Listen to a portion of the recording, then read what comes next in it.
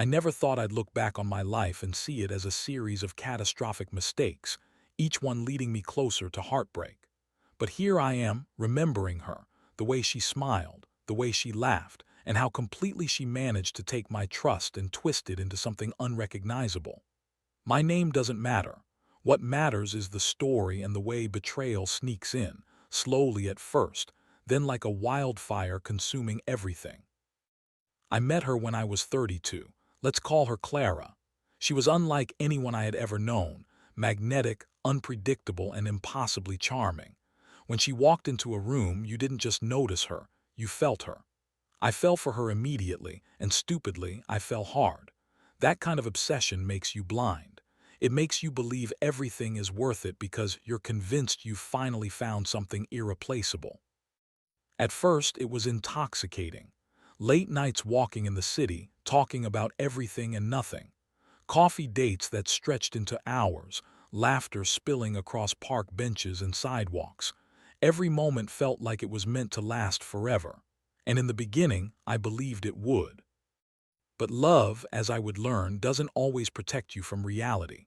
The cracks came slowly, almost imperceptibly. The missed calls, the vague excuses, the sudden silences that left me staring at my phone wondering what I did wrong. Each one seemed small enough to forgive until they added up, forming a pattern I could no longer ignore. The first real warning came unexpectedly. I was at her apartment, helping her rearrange furniture for the 100th time when I noticed a text pop up on her phone. A message from a number I didn't recognize. "Can't wait to see you again." My stomach twisted, but I rationalized it. Maybe it was a friend from work.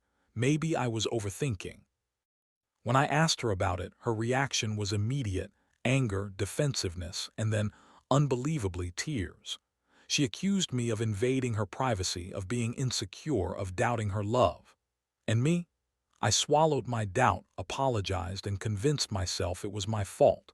That was the beginning of the pattern. Any suspicion of hers was met with manipulation, and any denial she offered was laced with skillful persuasion. Months passed and we moved in together. Our apartment became our world, though sometimes I felt like I was living in hers rather than ours. She decorated, she controlled the energy, she dictated the rhythm of our days. I told myself I was just being supportive, that compromise was part of love. But in truth, I was slowly losing pieces of myself, the parts that had once demanded honesty and respect. Then came the night that changed everything. I came home early from work, thinking it would be a pleasant surprise. I shouldn't have. From the living room I heard voices, her laughter, a man's laughter. My blood ran cold. I froze in the hallway, barely daring to breathe. There they were, Clara and someone else, perfectly casual, perfectly intimate in a way I hadn't expected. The betrayal hit me like a physical force, a tidal wave of disbelief, anger, and heartbreak all at once. I didn't confront her that night. I didn't want the excuse for her to twist it into blame. I just sat there in silence, shaking, knowing that the life I thought I had was nothing more than an illusion. And I realized something terrifying. I had ignored the signs for so long because I wanted to believe her, because I was addicted to the idea of us, even as it crumbled right in front of me. That was the first night I understood that betrayal isn't always loud. Sometimes it's quiet, careful, and meticulous, unfolding while you pretend everything is normal. And sometimes it doesn't just break your heart, it changes you irreversibly. The days after that night were a blur of tension and quiet observation. I didn't speak to Clara about what I had heard. I couldn't. Not yet. Part of me wanted her to confess, to admit the truth, to crumble under the weight of her own lies. But another part, darker, more cautious, wanted to see how deep the deception went, how far she would take it, how long she could maintain the illusion of normalcy. She moved through the apartment as if nothing had happened, humming while making coffee, folding laundry with meticulous care, chatting casually about work or friends. Every smile, every gesture was a knife twisting in my chest because I knew it was practiced. I had watched her transform into the perfect partner for anyone to see, while I sat behind the veil of trust, unsuspecting. I tried to rationalize it. Maybe it was just a mistake, a one-time thing. Maybe the laughter I heard was innocent, but I knew better. The intuition in the pit of my stomach had grown into a roar I could no longer ignore. My mind became a map of possibilities, tracing every suspicious glance, every text she hid, every night she worked late or met a friend. Then came the subtle signs that confirmed my worst fears. Small things that, in hindsight, were never innocent. The faint scent of someone else's cologne on her jacket, the faint indentation of a number I didn't know in her phone, her lips twitching when she answered questions about her day. I became a shadow in my own home, always observing, always calculating. One evening I followed her. Not recklessly, not in a confrontational way, but from a distance, blending into the evening crowd. She said she was going to a friend's house to discuss a work project, but her route didn't match any known address. My heart pounded as I tailgated her car, every red light a chance to rethink, every turn a test of my own courage. Eventually, she arrived at a small, dimly lit cafe on the outskirts of town, a place we had never been together. A man stepped out from behind a corner waiting for her. She smiled, a private smile, and I felt my chest tighten. He took her hand and she didn't hesitate, didn't glance around nervously. She leaned into him naturally, effortlessly, like he was the gravity she had been orbiting all along. I didn't intervene. I didn't shout. I just sat in my car, trembling, watching, feeling the last threads of my certainty unravel. The woman I loved, the life I thought we shared, was built on a foundation of deceit I hadn't been willing or brave enough to see until that very moment. Driving home afterward, the city lights blurred past me and I realized something terrifying. She hadn't slipped up. She hadn't made a mistake. This wasn't a moment of weakness or confusion. This was deliberate. She had created a parallel life, one I could not touch, one I had no control over. That night I confronted her in the only way I could. Not with anger, not with shouting, but with silence. I didn't kiss her goodnight. I didn't ask about her day. I didn't speak a single word. I just lay in bed, staring at the ceiling, listening to her breathe, pretending I was asleep. For the first time in months, I felt the sharp edge of reality cut into my chest. Betrayal doesn't just hurt, it transforms. It changes how you see everything you thought you knew. Every memory, every laugh, every whispered "I love you" suddenly has a shadow behind it, a stain that cannot be erased. In the coming days, I made a decision. I needed to know everything. I couldn't stay in this limbo, living half in love and half in betrayal. I had to uncover the truth, no matter how much it would hurt. And as I started to dig, piece by piece, I realized I wasn't prepared for what I would find. Because betrayal, as it turns out, is rarely simple. The more I observed, the more I understood the depth of Clara's deception. She was careful, calculated, and frighteningly skilled at maintaining two lives without ever giving herself away. Every laugh, every affectionate touch toward me was rehearsed, a performance designed to keep me blind. And I foolishly wanted to believe it all still meant something. I started keeping notes, small mental observations at first, times she left the apartment, phone numbers I didn't recognize, the odd habits she developed seemingly overnight. But the deeper I went, the more disturbing the picture became. It wasn't just one other man. She had created a pattern, a network of secrets that revealed how utterly she had compartmentalized her life. Each compartment was airtight, inaccessible, and terrifyingly precise. One evening, I followed her again, pretending to be calm as I trailed behind her car. She parked at a dimly lit restaurant I'd never seen her mention before. And there he was, Mark. Tall, confident, the kind of man who didn't need to speak loudly to command attention. Clara didn't hesitate. She walked into his arms as naturally as she had into mine in the beginning. I didn't confront them. I couldn't. I sat in the dark, feeling the blood drain from my face, my chest tightening as though the truth was physically suffocating me. Watching them together, something inside me cracked completely. I wasn't just hurt. I was shattered, my reality upended by the one person I thought I could trust most. Driving home, the city lights blurred past in streaks, mirroring the whirlwind in my mind. I tried to make sense of it, but there was no sense to be found. Every argument we'd had suddenly seemed trivial, every moment of joy now tainted by her duplicity. And yet, despite it all, I realized I was addicted to the idea of her. The love, the warmth, the laughter, even as the betrayal burned inside me like acid. The days that followed were a test of endurance. Clara didn't change. She moved through the apartment, laughing, cooking, touching my arm as though everything were normal. Her gaze held secrets, though, and I could see the faint cracks in the mask she wore for me. Yet each day, she practiced more skillfully, smiled more convincingly, and laughed in ways that forced me to question my sanity. One night, driven by a need I could not control, I accessed her phone when she was in the shower. My hands shook, but I scrolled quickly, scanning messages and hidden numbers. There they were, a series of texts from men whose names she had never shared, arrangements for meetings, dates, and casual declarations of longing. I felt my stomach twist, my chest tightening, and I realized with absolute clarity, my life with her had been a lie. When she emerged from the shower, dripping water, smiling, I met her gaze. I said nothing. I didn't have the strength to confront her, and yet something shifted between us in that moment. For the first time, the illusion faltered. She knew. She saw it in my eyes, and for a fleeting second there was something real, fear, regret, or maybe guilt, but it vanished as quickly as it appeared. I realized that love could survive many things, but betrayal left permanent scars. And hers had cut me deeper than I ever imagined possible.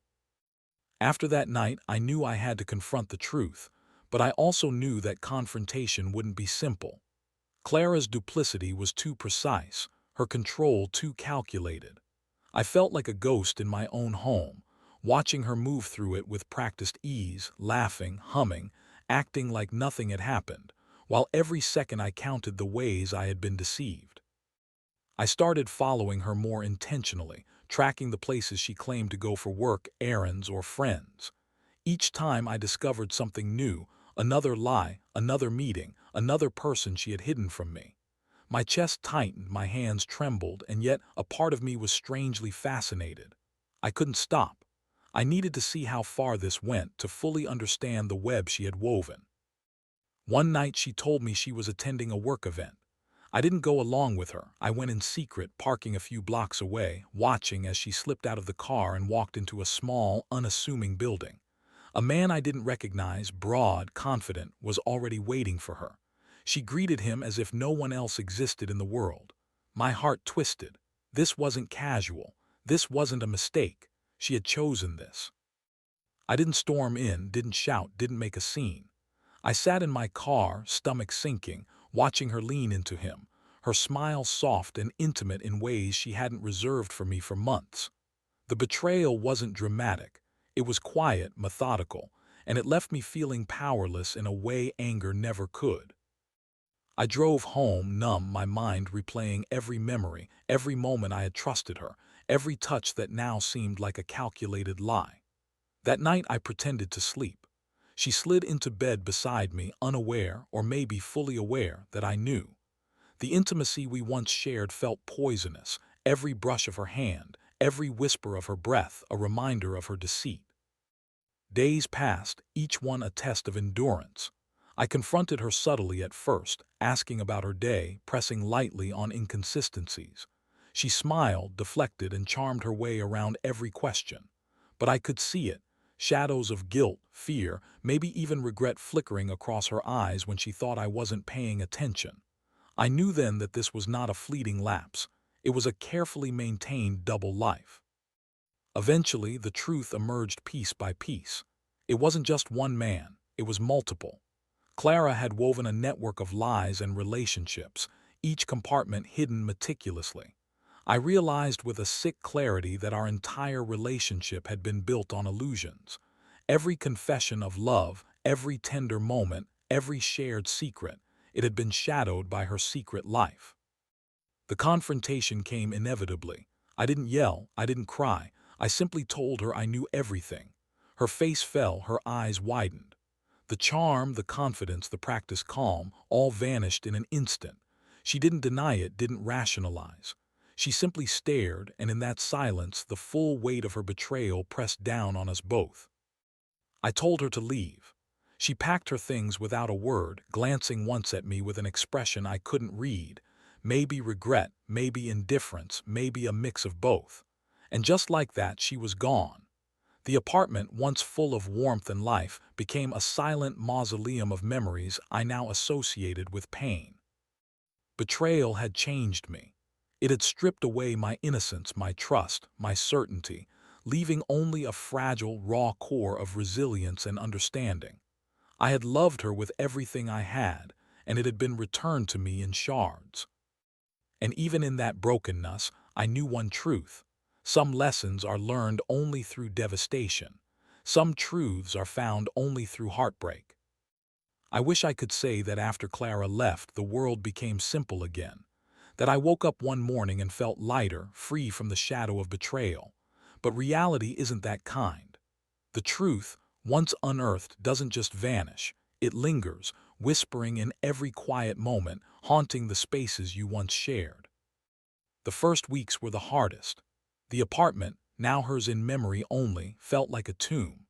Every object, every photograph, every trace of her presence was a reminder of what I had lost and the depth of the deception I had endured. I started to notice things I hadn't before: the faint scent of her perfume on the curtains, the pattern of wear on the rug where she once stood, the way the sun hit the floor where she liked to sit. These small, trivial things became evidence of a life I no longer had. But the most difficult part wasn't the absence of Clara. It was the revelation about myself. I realized that I had ignored warning signs, rationalized her behavior, and bent my sense of reality to fit the story I wanted to believe. I had been complicit in my own undoing, willingly blind in exchange for the comfort of illusion. That truth was heavier than her betrayal, heavier than any heartbreak I had ever known. Time, as it always does, moved forward. Slowly, painfully, I started to rebuild the fragments of my life. Friends who had drifted away returned, drawn back by my willingness to emerge from isolation. I revisited old hobbies and passions that I had abandoned while consumed by love and suspicion. I worked on myself, not for Clara, not for anyone else, but for me. Yet even with progress, there were moments that brought everything back. A certain laugh, a turn of phrase, a glance in a crowded street. My chest would tighten, memories would flood, and I would remember her smile, the one that had once made me feel whole and now made me ache. I realized that love, once given so fully, never truly disappears. It lingers even when poisoned, even when twisted by betrayal. Months later, I saw her again. Across a busy street, she was laughing, leaning into another man's shoulder, radiant and oblivious to the storm she had left behind. My first instinct was anger, then sorrow, then a strange, bitter sense of closure. I no longer needed answers, no longer needed apologies. Seeing her happiness without me, knowing I had survived and endured, was the only confirmation I required. Betrayal, I learned, doesn't destroy everyone it touches. It transforms you, sharpens you, forces you to confront truths you might have avoided. It teaches resilience, the painful kind that leaves scars and wisdom in equal measure. And as I walked away from that street, from the memory of her touch, from the shadow of her deceit, I carried something no one could take from me: knowledge, strength, and the certainty that I could survive even the most profound heartbreak. I still think about her sometimes, but now it's not with longing or despair. It's with the clear-eyed understanding of a man who has loved deeply, lost painfully, and emerged more complete on the other side. Clara taught me about betrayal, yes, but she also taught me the power of survival, the necessity of self-respect, and the irreplaceable value of truth. Some stories end with reconciliation. Some end with tragedy. Mine ended with me standing in the ruins, gathering the pieces, and discovering that even after the darkest betrayals, life goes on. Stronger, wiser, and painfully aware that love is both fragile and fierce, and that the heart, though wounded, is never truly broken.